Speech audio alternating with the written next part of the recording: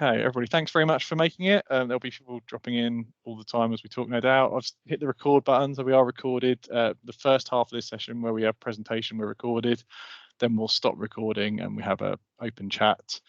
And this week we've got Sam, who's going to take us through NFU Mutual's journey from Skype to Teams and some other bits and pieces. So usual rules apply, kind of the chat's open, so feel free to drop questions in the meeting chat, in the text chat, or if you're brave enough, feel free to jump in as well.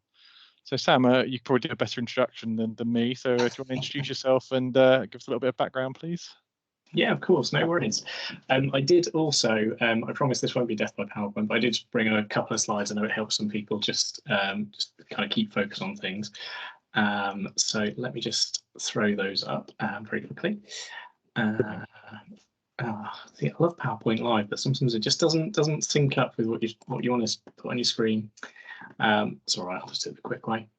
So starting with where I come from, so I work at the NFU Mutual as a technology adoption specialist.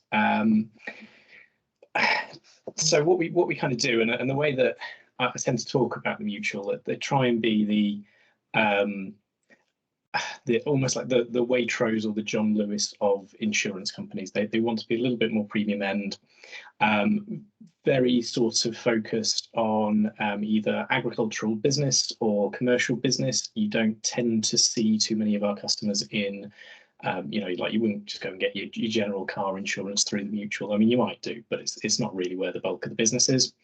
Kind of an interesting insurance company anyway, in that we have a almost like broker-like model. So we have agency offices, there's about 300 of them spread out across the UK. And they work selling our products in a local area. Something that the Mutual has as a bit of a value is to deliver a very local, personal, attentive service. So within that, absolutely huge company. I think something a lot of people, if you've not worked in or with financial services providers, can often be a bit surprised at how big the sector is in the UK. So we're talking here about, kind of about 7,000 people working for us. Like I say, 300 offices across the UK, so it's quite big. And within that, we have our internal IT team, which is where I sit. And who am I? So I am a technology adoption specialist. So we've kind of built in the last 5 years an internal team to look at technology adoption, which is all around. You deliver a project, but if nobody actually knows how to use this new piece of technology that you've implemented, or doesn't really understand why they should be using it or what it's there for, then they just won't. You've obviously wasted your investment to a certain extent there. And in particular, we tend to focus on Microsoft 365, because I think probably hopefully a fair few of you will kind of agree with the sentiment here. Love Microsoft, loves what it does, but it can often be very hard for people in the business to really click with, right, what tools do we actually use? How do we use this, and how do we make it successful? Because I don't know, you get a bit of a range, don't you? You get some people who do projects to deliver these things. And you get some areas where you just kind of launch Microsoft, or it's been there for years and it's been upgraded, but people haven't really realized that all of this new stuff has been switched on with later versions of the tools. I would do a bit more of a piece about me personally, but after COVID, who knows? I had loads of hobbies, but they all kind of got crushed by the lockdown. I used to quite like climbing and bouldering and things like this. I'm hoping to figure all of that stuff out again in 2022. But yeah, I'm one of these people that's always trying my hand at new things. I don't have a particular hobby that I stick with, always up for new stuff. I used to work a lot with cars as well, so you'll probably hear me relate a few things back to cars and the car industry at some point. Apologies for that, if that's not your thing. And then today, so Tom kind of invited me to come talk to you guys about our kind of journey in the last few years. So what we've actually been doing with adoption, what that means to us in NFU Mutual, and some of the changes we've gone on from Skype for Business to Microsoft Teams, and we've also deployed Microsoft Teams room systems through Logitech. So yeah, just here to talk a little bit about that and answer any kind of questions you've got. Final slide is just to give a bit of a timeline on that. I thought this might help put stuff in people's heads in a little way. So this isn't everything by any means. But just to give you a kind of idea, obviously you've got the start of 2020 there, where, funnily enough, the pandemic happened and we went, okay, we probably need to give people a new communication tool really, really quickly. So we launched Teams for chat and meetings. We didn't launch Team sites at that point. But we did a pilot with those a couple of months later once we kind of got out of the chaos of everybody suddenly remote working because of the lockdown. And then we also have been then since, thinking about, you see it all over LinkedIn, although at the time we didn't talk about it in these terms. What are we doing about hybrid working? What is the future of work? And what does that look like for us? And a big part of that was the meeting room kit. And then since then, it's been, the continuation of rolling out Teams and the retirement of Skype for Business. There's a huge amount of extra activity on there. I'm sure we'll get into it, but I thought that would just be a nice couple of highlights just to fix it to a time. And that is that. I'm not sure. Where do you want to start, Tom? We'll go from there. Tom's just had to go and pick his kid up, so He's run away. yeah. So I guess the floor is still I'm yours. still listening in, but Mark, you lead. There he is. He's on mobile, walking fast to his car. No, that's all right. I guess I can start with that adoption journey if you want, or would you guys rather us focused on Skype for Business and Teams? What are your interests generally as an audience? What do you want to learn more about? Oh, that's a loaded question, isn't it? Say everything. I guess we could start with a decision, your product selection for your MTRs, and sort of hints and tips. What went wrong? What went well? And any sort of hints and tips that you can give us would be good. Yeah, Teams rooms, definitely. I think probably you guys must have a number of organizations that are either figuring it out. Logitech have used the term hybrid working for organizations that are sort of not quite sure what they want to do about hybrid working, but they kind of know they need to do something. And I'm sure some of you will have seen that. It's actually the most fun project I've ever worked on. I've worked on a range of different projects. And the reason why it was quite fun, it's the only one where I've ever had a requirements document with kind of like one requirement in it, which was just deliver hybrid working, a video conferencing solution of some description and do it really quickly and it better work. And that's been really good because we got a lot of freedom in that to really select something that we thought was the best fit without being constrained by, especially in large organizations, you get a number of stakeholders. That's a kind of too many cooks problem and things like that. This was very much, you guys go do what you want, what you think is best. So we looked at a few different providers. We very much, and this is definitely a good tip, and we very much selected a provider that was flexible to future needs. So Logitech has a number of partners that they link off to so that you can plug in things like air conditioning control systems and things like that if you want to. We didn't have a need for that at the time, but it's nice to know that if that's something that crops up in the future, we can just plug that in or integrate that. The other thing that's been a really good side of it is we've seen Logitech change their solution a little bit from where it was. So if you don't know, Logitech effectively had at the time two offerings. So they had the Logitech Meetup, which is like a bit of a bolt-on camera thing that goes under a telly or on top of it, and it's a contained speaker microphone unit and camera. And they have the Rally, which is for much larger rooms. I think you can go up to something like 64 rooms with enough microphone pods, although that is one we definitely had to deal with. When it comes to conference rooms, you get people who want the meeting room experience, but somehow scaled up to a conference room. And actually in practice, when you think about that, that's lots of cables, lots of microphone pods, lots of various bits and bobs. You want to go get an AV specialist for that. And since then, they've launched the Rally Bar, which is a bit of a kind of in between the Meetup and the Rally, but we didn't have those at the time. So we kind of did an assessment of them and the other market leaders. So you've got kind of Poly, Jabra, had some of them send over some trial solutions to take a look at it. I've got to be honest, it was really close. Though I'm trying to cast my mind back to think if there was any real gotchas, anything that really made us go, okay, yeah, no, Logitech is definitely the one. Like I say, the integration piece really appealed to us. But I think really it was quite tough. And I think even if I was doing it again, I would really struggle to go, right, yeah, definitely go over these guys over Poly or Jabra or someone else. They do all provide really good products. I think the only ones we struggled to justify was anything in the Citrix space. Not Citrix, sorry, Cisco space. Love Cisco, love what they do, but quite expensive products we found to be, you know, not competitively priced at the time. I don't know whether that's changed since then. Roll that out now to. We have a couple of questions in the chat before we rattle on. Yeah, of course, yeah. So got one from Sean Wells, two-part question. I think you've already hinted about Cisco, so he's asking, did NFU have Cisco meeting rooms prior to deploying MTRs?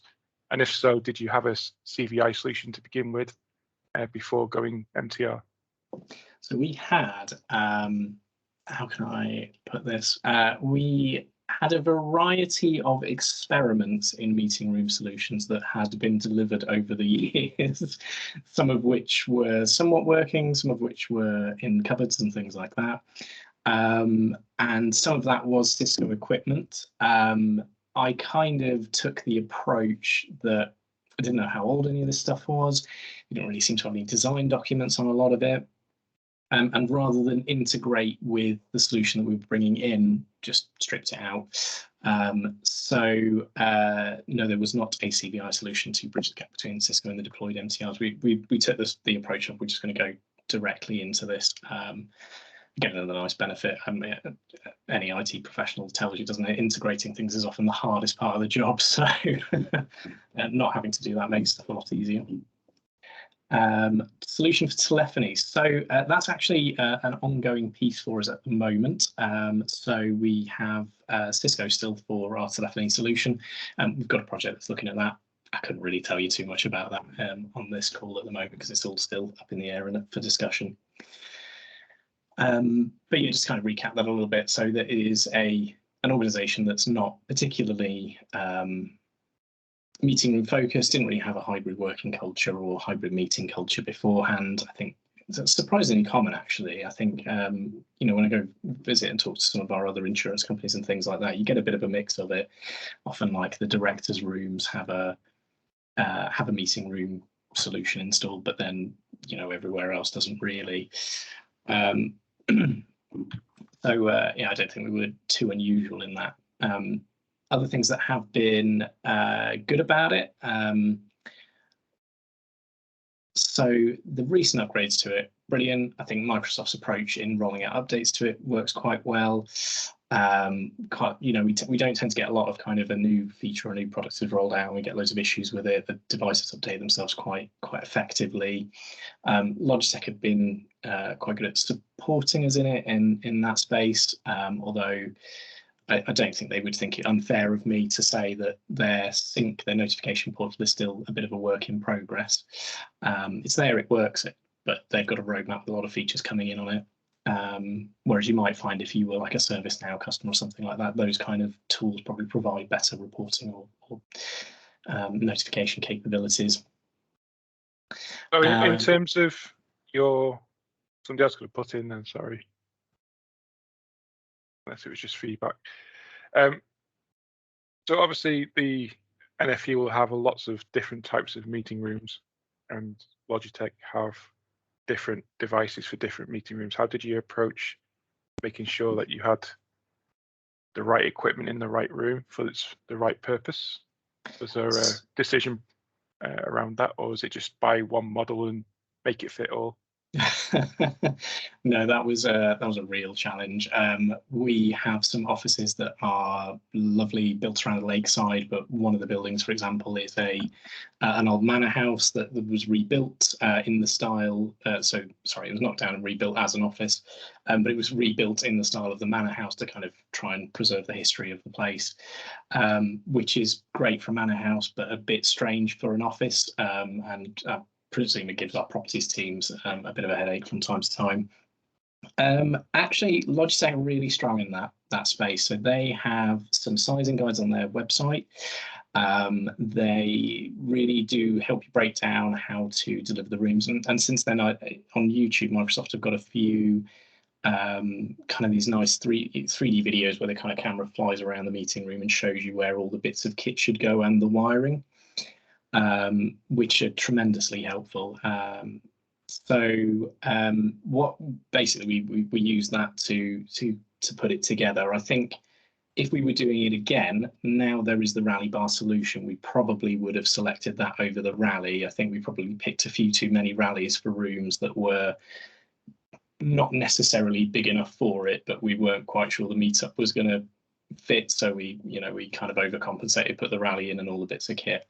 Both great solutions, but the rally has a few more cables, so it tends to be a bit easier for a user to knock a cable out or kick something under the table, and there's a lot more of kind of just IT people wandering around and plugging cables in. Someone's raised the point there on the user adoption. So this is definitely not a recommended way to do this, but we started with our directors, and they were the people that we piloted it with, which worked, but I definitely wouldn't. It was definitely a high risk rollout approach.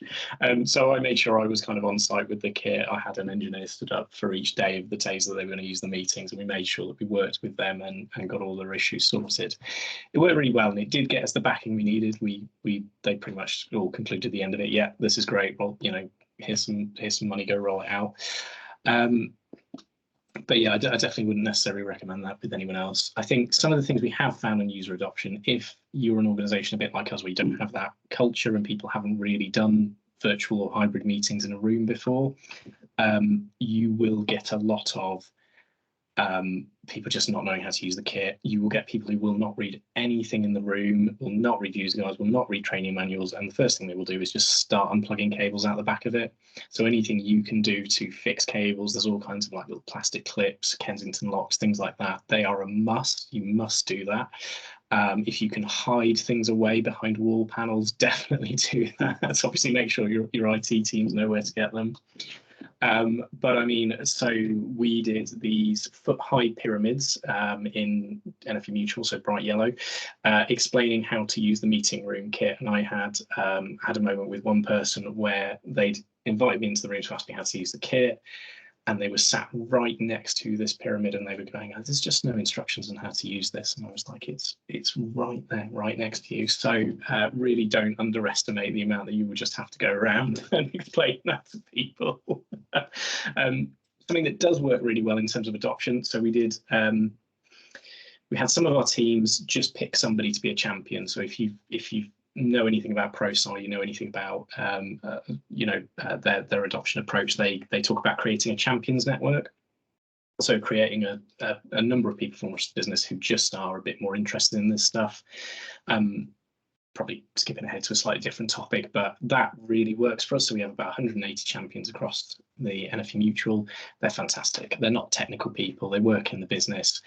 They do a great job of translating what we're trying to say into terms that make sense in their areas and giving us really good feedback on this is working, this isn't working, this is what you need to try. And yeah, getting those guys a kind of a personal training session on the meeting rooms, and then just having someone their team can go to and ask those questions to was really helpful.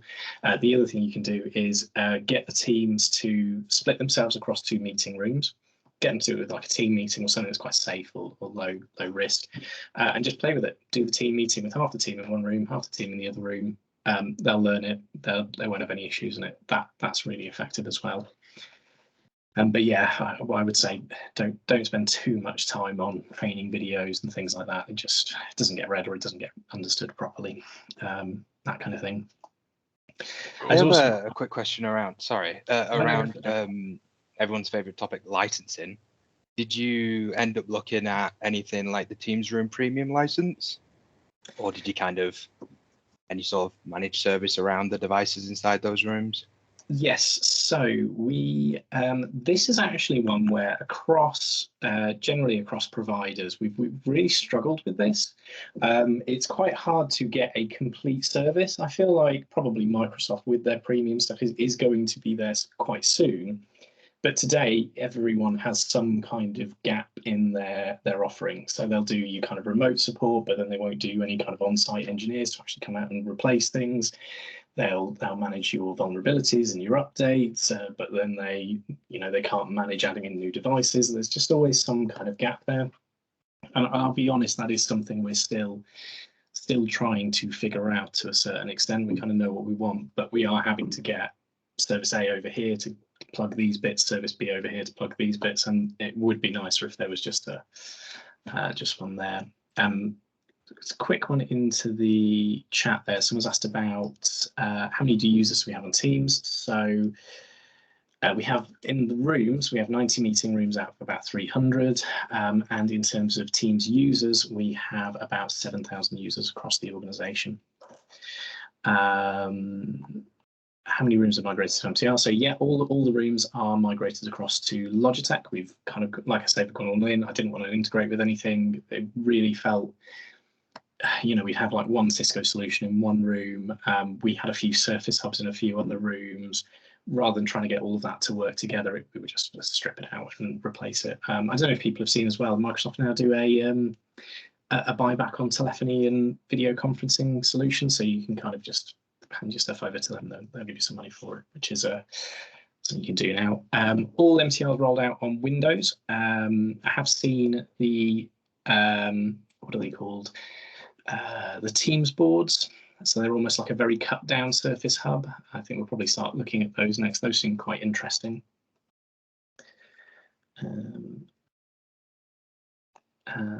Sorry, there's a long comment there. Just reading it through. Sam, you mentioned the champions. You mentioned the Champions Network. Are you still doing that, or did you do that as like a burst to get people over the new rooms and then it dissipated, or are you keeping that up? Keeping that up. So that has been really hard to fight for within the organization, but it is tremendously useful. And we essentially teach them all about all the different bits of Microsoft 365, the Teams rooms, everything else. We will be using them for Power Platform and for Viva if we go to Viva as well in the future. And yeah, it's tremendously useful to just have those relationships where the managers in the business know they can just go and ask this person, hey, I've seen this IT comms, it says this, but what does this actually mean in plain English? Yeah, no intention to get rid of them. Hard to maintain the what's the word, the kind of energy with it, if that makes sense. So yeah, people get busy with their day jobs, don't they? So it's hard to keep them invested in the Champions piece. Yeah, definitely. We had to secure a certain amount of budget, and we essentially made sure that we almost did it like social media management. So we would run kind of semi-regular competitions, or we would we paid a supplier to create some Microsoft Teams backgrounds for the companies, for example, and gave these as prizes, or run other competitions, just to kind of keep the energy in between projects, so that it keeps going. It is honestly just a tremendously useful thing. It's the one thing where I can really say, if you are going to be serious about adoption in your organization, a Champions network of some description is a great way to do it. Something we did that's also quite successful in that space is actually just going and talking to fairly senior leaders and just saying, will you support us by setting an objective around this? So start of the next year, some kind of objective that the manager has that says, right, this person's so we branded ourselves Evolve 365, and you've got an Evolve 365 hero in your area. Will you allow them to have kind of like 2 hours a month or something like this? It doesn't have to be a huge amount of time to go and talk to us, read up on what's changing in the evergreen space, or things like that. To Simon's comment there, so he's just asked around assessments for room sizes. So yeah, that we use the Logitech kit for that, and then we contracted out to an implementer who came and obviously did the physical drilling into tables and walls and things to get everything fixed. I think quite luckily, I'm not sure if every organisation has this, but our properties department already had fairly comprehensive CAD diagrams of these are the rooms, this is where the kits is, this is where the ports are. So we didn't have to do a lot of physical checking, really. There was a lot of that ready to go for us, which was nice. And how has managing the MTRs be attacked been? Have you seen any challenges in this space? I think the only thing, and I guess there probably isn't really a way around it, it's just that challenge where you've got a meeting room that is in Scotland or something like that, and the only way you can fix that device is to flatten it and rebuild it. And you have to get someone to go up there with, you know, the package on the USB stick to go and build the device. It's just not convenient, and the business often, you know, isn't happy to deal with the fact that you just can't stick a 24-hour SLA on that always and necessarily solve that. Some of our, you know, we haven't started rolling this out to our agency offices yet. But when we do that, we've got agency offices in Orkney and Skye and things like that, and you're just never going to be able to agree a quick SLA on that. I think the turnaround for us to go and visit Skye just for a normal IT intervention is a week. So you can't just drop your day job to go and do that. Do you also have any meeting rooms with ceiling mix, audio systems connected to the VCs? So there are some ceiling microphones, yep. And the next step for us will be those integrations to, especially our conference rooms, so where we've got like a room that can fit 70, 80 people. It already has some AV software in there, but it's kind of microphones. There's no ability to stream that meeting out to other people if you want to do a town hall, and we kind of want to figure that out. But I think there's probably I've got my personal opinion on what we're able to do. I'm not sure I'm going to get as quite a blank check and carte blanche go do what you like with that one. And yes, we did use Microsoft Intune for device registration. We've actually found that to be pretty painless, pretty easy. That's been really useful. We've got a good couple of technical experts who've really wrapped their head around Intune and everything it can do. Yeah, I think that's. I can't think of anything to really criticise on that one. It works really well for us. I have a couple of questions. Do you have any rooms where you're using content camera and other peripherals like Teams panels for room booking and stuff like that? I don't think Teams panels are a bit of a struggle. I'm not sure that we will find a decent enough use case for them. We have talked about them in the past, and we've found them there. I can see they're quite useful things to have, maybe in an organization where you have multiple different suppliers or partners or clients who come to the same office.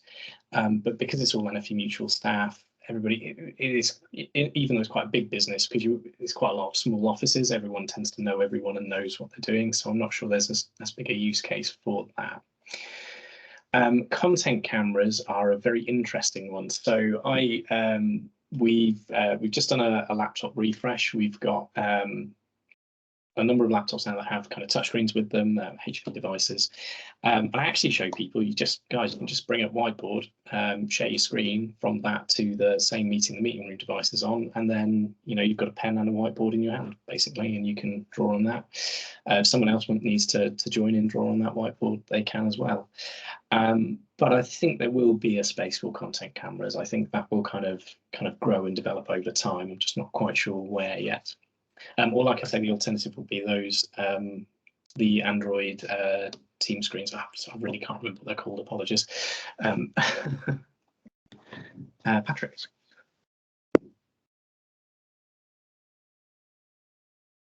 Oh, hi there. Sorry, bit of a Polycom failure going on there. So anyway, yeah, I had a couple of questions. So you mentioned earlier about you had I can't remember the exact numbers, but you didn't put video in all of the rooms. Are you using any sort of analytics to see the effect of that? Is the usage of the rooms with video higher than the normal meeting spaces, or are you using any analytics to measure that? Yes, so we are looking at implementing, and this is one of the things where I sort of referenced the fact that Logitech Sync could be doing a bit more than it can today. That's kind of on their roadmap, but it's not been delivered. to the level that we'd kind of need it, but we are doing a bit of tracking. So we have a solution we're putting in by a company called Cloud Booking. I don't know if you'll have heard of them, but they're a bit like Condeco or something like that. They do kind of room or resource management booking. And we're using that to kind of pull some AI to sort of see the usage. Well, that leads me on to the second part of my question, actually, which was that did you consider looking at the room booking that's now part of Teams rooms, or is that something you're looking at in the future? It probably will come around in the future, but as we've just started with cloud booking, I imagine it will probably be a few years until kind of the contract's coming up for renewal, and then we'll probably revisit it at that point. Yeah, okay. But definitely though, the investment has been worth it. The rooms are in use, and once you do get over the teething issues of, I had one where someone had even like, I don't know why they would ever do this, but they were struggling to use the room, and they'd ripped the touch screen off of the tap device, the thing that sits on the screen, because they thought that somehow that would start their meeting. It's like £1,000 bit of kit just ripped in two. So, you know, once you get that out of the way, people are very bought into it. They can see the value, and they do quite like it. And I wouldn't be surprised if we do another phase of meeting rooms in the future and roll out to probably not all 300, but certainly a lot more of them. There's another few. Oh God, there's so many questions. I'm loving it, but just trying to keep up. So what else do we have? So, and apologies, by the way, shout out if I do miss one or you need to go back to one. Do you use any specific platforms or tools to assure that everything's working okay? So, like I said, we've got the Logitech Sync portal, and Intune also does a certain amount of notification. One thing we are quite good at though is so between those two we'll do a bit of monitoring just to check, you know, kind of general device health. We have found Logitech Sync can have a bit of a false positive problem, so you can't necessarily send someone out to check a room just because it's showing us offline, or there could be perfectly legitimate reasons why a room might be offline. The really common one we have to deal with is the cleaners kind of unplugging the kit to plug a Hoover in and then not plugging it back in. So the device isn't broken, there's nothing wrong with it, it just needs someone to plug it in and switch it back on or turn it back on with the plug. And quite often the end user will kind of figure that out themselves, or if they call the service desk will point to where the plugs are and things like that. So so that kind of answers the question. I know it's a bit more about network and voice. Shout out if not. No, we haven't. We haven't installed Crestron or Extron, and no, we haven't done the desk phone. So, like I say, we are working on that, though, and we're sort of having a bit of a think about what we want to do there. It's a really big, interesting conversation, because there is a whole piece around. Do you need a desk phone? Do you need any form of desk phone? You know, I've been working just fine from home with, you know, a webcam, a microphone, and a speaker, and Teams calls. I haven't even needed a phone number. So, do we need to have that investment? You will certainly have a lot of people in the business who want them because they're used to them and that's their habit. But again, it's that whole: do we just take a firm line with it and say, "Come on, guys, let's just learn to use headsets." So up in the air, but happy to talk about it a bit more. For the, with hybrid work, you've got people, obviously multiple offices at home, wherever. Have you started to look or invest in any sort of personal meeting devices for home users, heavy VC users, like the Teams displays, or thinking about like the new dedicated, like I think it's the Disco WebEx Compete all-in-one units that are Teams meetings enabled? I think we're sort of not quite yet, but sort of. So what we have looked at, Logitech have, and this is a bit of a notable gap actually, where Logitech have a solution for this, but a lot of their competitors don't necessarily, or they do, but not quite to the same extent. It's the Conference Cam Connect. So what it looks like is a bit like an Amazon Echo with a camera in the front of it, and it lets you move that around quite easily. Like it's quite light and carryable, and you can put it in any meeting room and then turn that into a meeting room device. We've got a number of, like I say, our agency networks, when they're quite a smaller office, they still have some kind of need or capability, but they're definitely not prepared to invest in something like a Surface Hub or the Logitech Rally. That's just too much for them, really. So something like the Connect is actually perfect for them because it's mobile, it's light, that works for them. They can plug it into their laptop. I think there's a bit of a space for it, the kind of the meeting room devices or something like that, but I'm not quite sure where I can see it playing with them at the moment. They're a little bit, so where the Mutual is, you know, gone in all on this, the agencies, they're a bit like a franchise model, so they run themselves, they can buy their own technology and equipment. So they will end up with more of a bit of a mix of technologies and things like that. So it's difficult to say if it's something we, you know, well, sorry, it certainly isn't something we'd push out to them, but we'll definitely investigate it for them and say, well, this is an offering or a solution. But yeah, it's one where we're not quite sure on the level of usage that we're expecting them to see, really, or whether they are the right use cases. So just looking at the questions there. So have you used TAC to generate automated device health alerts? We've used the Sync portal to do that. We're just on the journey to ServiceNow, and I think what we'll end up doing is having everything come through ServiceNow as part of that. I think that's what we'll get to there. Haven't done the front room touch displays. No idea on if this recording is going to be shared. I assume that's one for Tom. But I believe it is being recorded, isn't it? Yeah, we will be We sharing can edit it out. We put it on YouTube afterwards.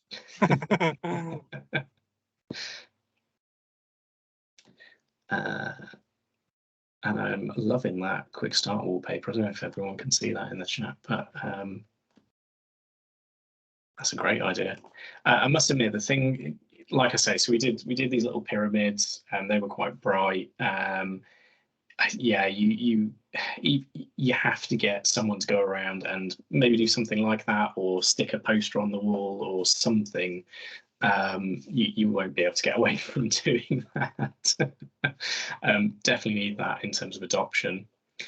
I guess to move on from that a little bit, I guess let's talk about the adoption a little bit. So for those that don't know, so we do PROSCI change management, which is you get a lot of organizations, and we're really into it. You get a lot of organizations who tend to be like massively committed to it, or they just haven't heard of it really, and there seems to be no in between on that. How it works, it's about trying to support project delivery by identifying and implementing changes with users so that they pick up those technologies, and that tends to happen through quite a simple model called ADKAR. So you effectively look to raise awareness, desire, knowledge, ability, and reinforcement activities with any kind of change. So it would kind of be like, are you aware that we've installed this new Microsoft Teams room system? Are there any reasons why you might want to use it? Do you know how to use it? Do you have the ability to use it properly? And that's often the one that people miss out on or overlook or don't really get. So that one's a bit like if you go to the gym, personal trainer can give you a training plan, but you still have to be the one to go and lift the weights and run on the treadmill and actually do the work. So that can be the hardest one. And then reinforcement. I've got too much stuff on, I can't be asked to change, I don't want to work in a different way or something like that. And I really recommend PROSCI. It's one of the best courses I've ever done. I've picked up a few over the years, and that's definitely one of my top ones to do there. But ADKAR's quite simple, easy to pick up, and PROSCI are also really good at providing a lot of free resources on their website.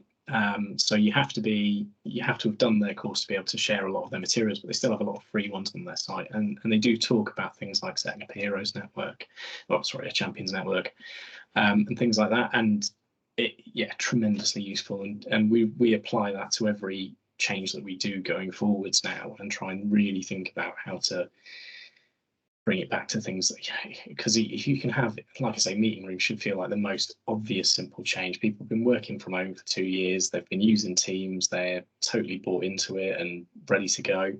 So surely they would want to come in and sit down and use the meeting room kit and be really excited about it. But it just doesn't work like that. For whatever reason, it just doesn't work like that, and people don't tend to click with that. So you have to, as obvious as it can sound, sit down and just detail out for people and say, right, these are the great things it can do, and this is why it should change. And as repeatable as it is, do that for every project. And if you ignore it at your peril. So there's loads more Teams messages. I'm just trying to go through those as well. Does anybody else on the call use PROSCI, or an organisation that kind of has that change management methodology?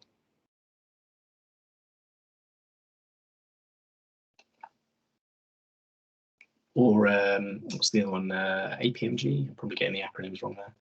Anyone uses that?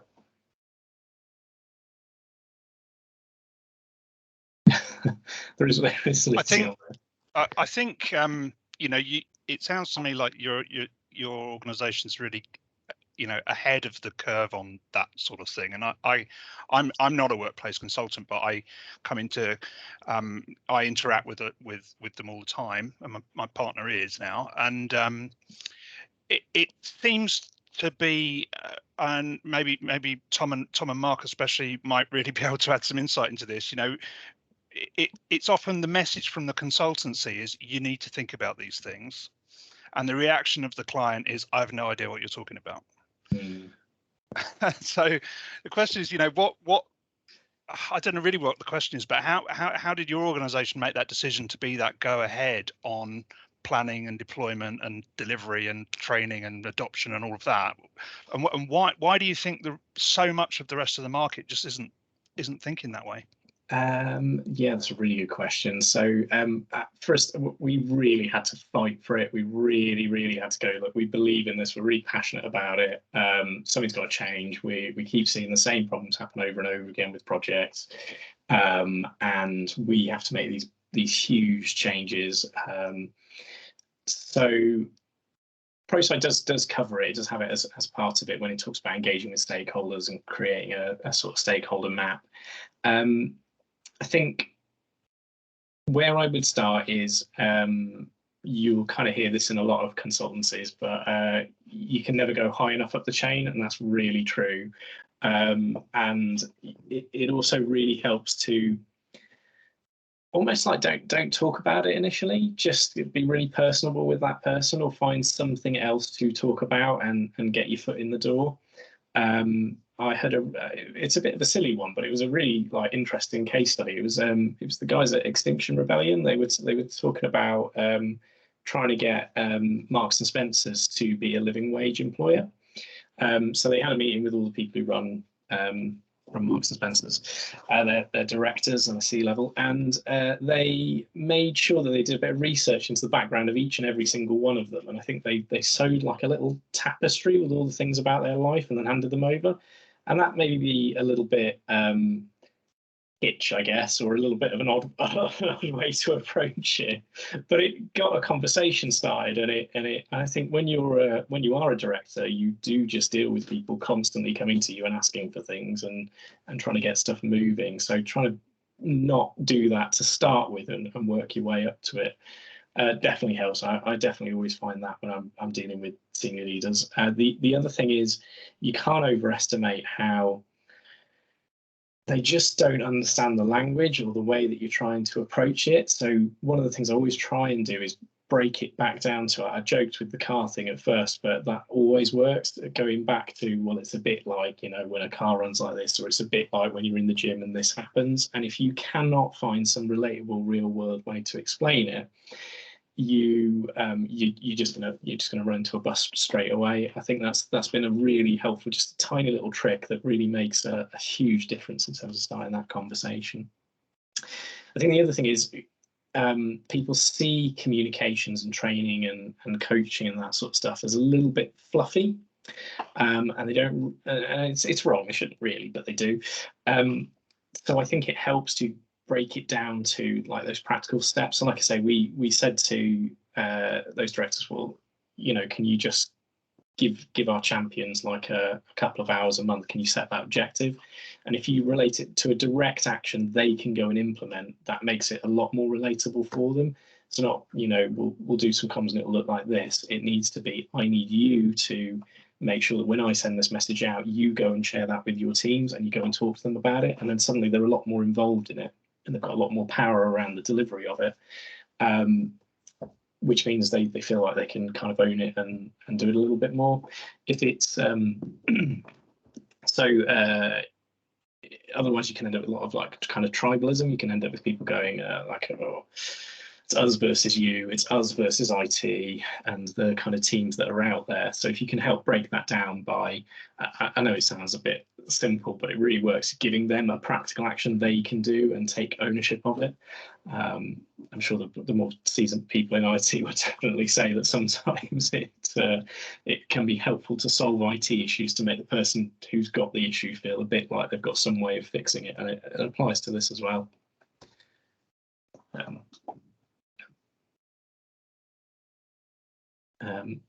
Anyone else